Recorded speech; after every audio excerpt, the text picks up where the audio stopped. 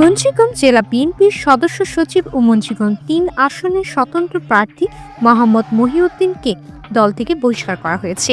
প্রতীক বরাদ্দ পাওয়ার পর দেওয়া একটি বক্তব্যের ভিডিও দৈনিক বাংলাদেশ প্রতিদিনে প্রকাশ ও সামাজিক যোগাযোগ মাধ্যমে ভাইরাল হওয়ার কয়েক ঘন্টার মধ্যেই এই বহিষ্কারের সিদ্ধান্ত আসে।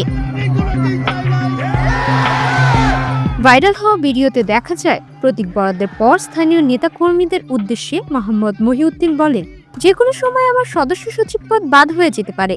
আমি আপনাকে ছাইরা কোনোদিন যাই নাই, আর কোনোদিন যাবও না। আপনারাও আমার ছাইরা যায়েন না। করোনা বা যে কোনো ভাইরাসের এগেইনস্টে ফাইট মানি ব্যাকট্রলের লেফট রাইট।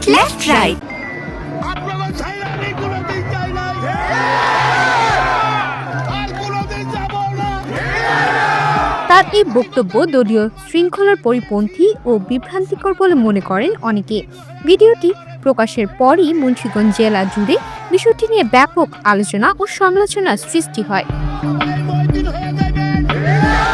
দলীয় সূত্র জানায়, স্বতন্ত্র প্রার্থী হিসেবে নির্বাচনে অংশগ্রহণ এবং প্রকাশ্যে দেওয়া বক্তব্যের কারণে মোহাম্মদ মহিউদ্দিনের বিরুদ্ধে সাংগঠনিক ব্যবস্থা নেওয়া হয়েছে। ফলে তাকে জেলা বিএনপির সদস্য সচিব পদসহ দল থেকে বহিষ্কার করা হয়।